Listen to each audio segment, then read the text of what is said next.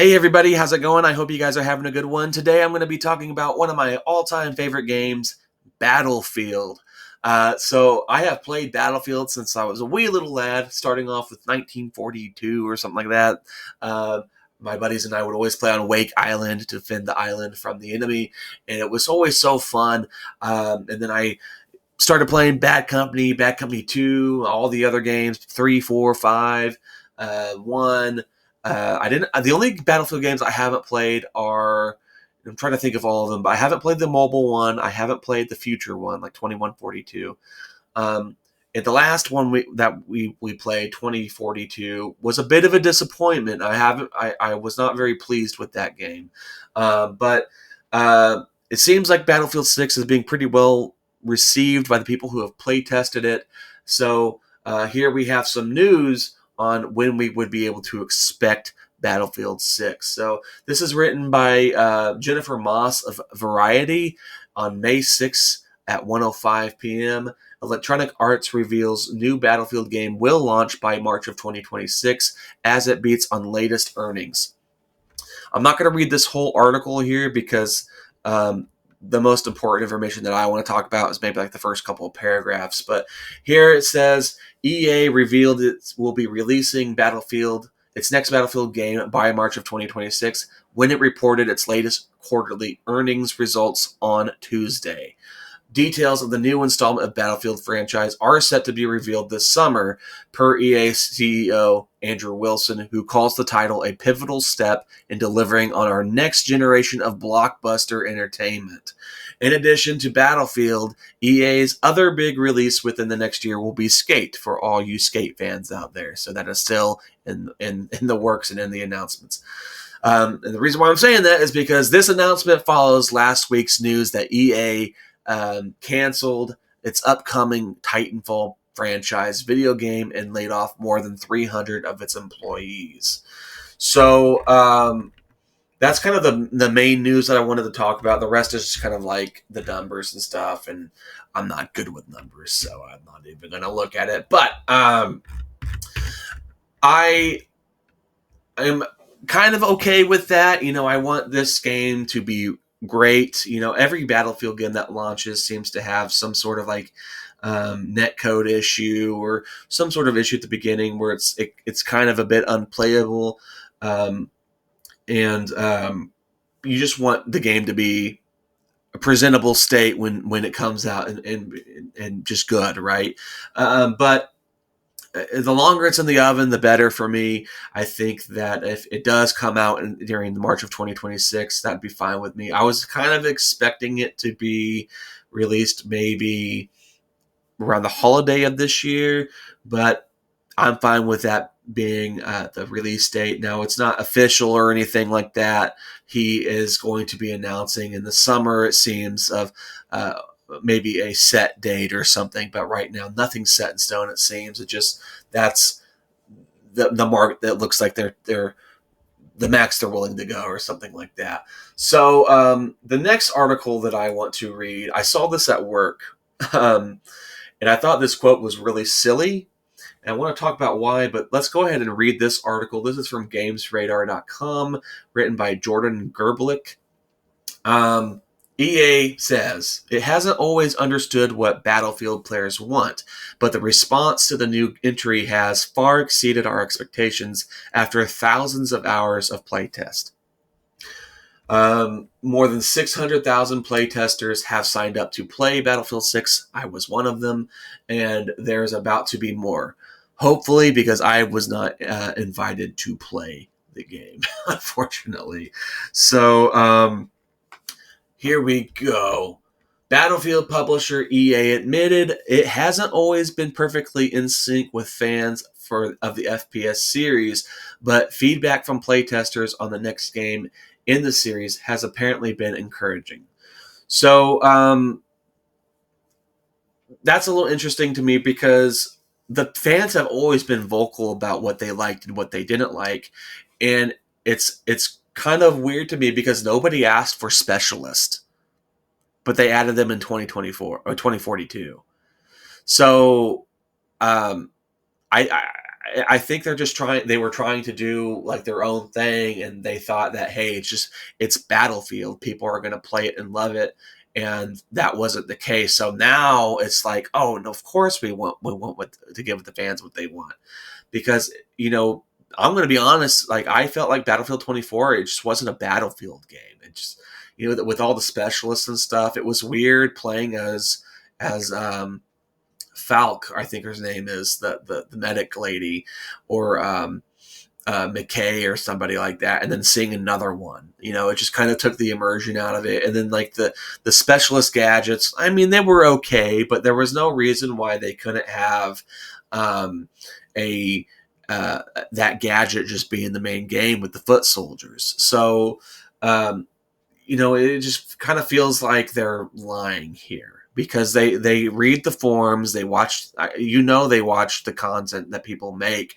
about what people like and what they don't like with the game. So another thing that people didn't ask for was the battle royale. They just wanted to throw the battle royale in Battlefield 5 because it was popular at the time, and nobody really played it, nobody really wanted it, and but they added it, and it kind of took away from more of the multiplayer stuff, I felt like.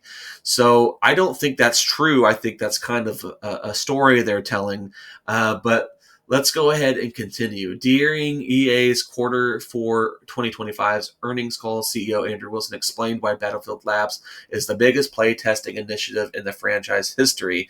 And in doing so, he kind of forced himself to publicly acknowledge, in the most carefully worded, corporate-y way, of course, that Battlefield 2042 wasn't exactly a smash hit with fans. This is his quote here. "We've always worked closely with the community, but we haven't always worked as closely as we should have," said Wilson during the QA portion of the call. "We haven't always really worked to help them understand the things that we are building, and for us to understand the things that they really want out of Battlefield." Okay. We know that when we get it right, Battlefield is a giant franchise and is often the biggest shooter of the year. Okay, well, people loved Battlefield 3 and people loved Battlefield 4. And people loved Bad Company 2. But you never made a Bad Company 3. You knew that was one of people's favorite Battlefield games. And then people loved Battlefield 3 and 4. People like 4, but people loved Battlefield 3. So your response to that was, you went from the futuristic stuff, which and into World War I, which was fine. I liked Battlefield 1 and I liked Battlefield 5. But then you made 2042 and you took out everything that made Battlefield, it seemed. It was weird that there wasn't as many as destructible environments in 2042. I wanted to see Levolution be a thing in all of the Battlefield games. I thought that was a great idea. And it was a game changer in some maps, right? Like one of the more annoying ones was Siege of Shanghai. I mean, like, you take down that building and then it's like impossible to see, So, there's environmental stuff that you can do. I did not care for the weather system at all. I thought that was a little silly. It was cool at first, but then it just kind of felt gimmicky, and annoying. That was one of those things that I felt like shouldn't have been implemented. They could have done the Levolution instead. I know some people liked it, but I wasn't one of them. But it's silly to say that this playtest thing that they started is finally they get to see what the fans think. I mean, they knew what the fans thought. I feel like it was just kind of like a thing where this is a Battlefield game, the Battlefield fans are going to like it, regardless. Well, that's not true. I feel like as a Battlefield fan myself, I hated the Battle Royale. I hated the weather system in 2042. I hated the specialist.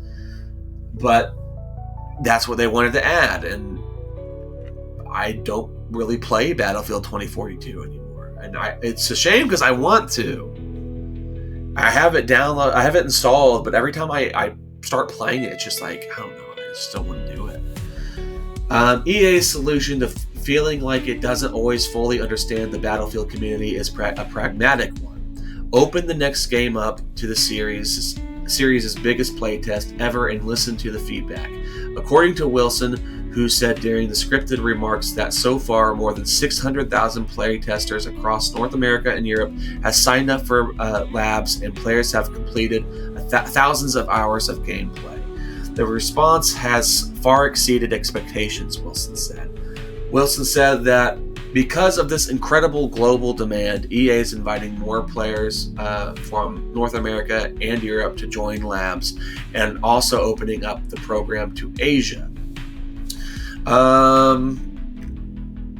See, that's pretty much it for this article, and I've said pretty much what I've been feeling. I feel like that they're using this Battlefield Labs as kind of an excuse, kind of. Like, it's nice that they're doing this and that we're able to give feedback in that regard, but to say that, like, this is how I'm interpreting it, right? But to kind of say that this is they weren't able to figure out what fans wanted in the past is a little silly, because I feel like if you look at the forums and you look at people who cover it, like popular YouTubers that they are in contact with, like Jack Frags and Level Cap and stuff, they can just see from there what people liked and what they didn't like. And nobody asked for a battle royale in Battlefield. Nobody asked for specialists like we got in 2042. They just gave it to us. And unfortunately, with Portal mode wasn't. It was a cool idea, but it wasn't that great. I know whenever I played like the Bad Company 2 maps, like the guns felt really bad, and like there were a couple times you'd be shooting and you'd be right on the target, and you weren't hitting anything. Like the guns just felt off. It felt like they didn't put a lot of effort into it and into updating it and stuff. And to be honest, when they introduced that idea, because of the specialist, that's all I wanted to play. I didn't want to play as the specialist. So I just kind of feel like they're making up some stories to think, oh, we get it now. This is what we could have done. This is how we work together now. But that's just me, and you may have a different opinion, or I may be wrong about it. But it's just weird to me that they would say something like that when that they've been paying attention to forums and videos about it. I mean, I think people tend to pay attention to the negative impacts of whatever negative comments more than do positive ones. So, but that's pretty much all I have to say about it. I am glad that they have done this playtest stuff, so we get more of an idea of what this game is going to be like, and it does kind of give that illusion that, hey, the players have a say in what they think should be in the next Battlefield game. But yeah, that's pretty much it. Let me know in the comments what you guys think. I'm going to go ahead and go. Leave a like if you liked the video. Leave a dislike if you did not like the video. And thank you for watching so long if you didn't. You can subscribe if you want to. And I'm going to go ahead and go. I'll catch you guys later.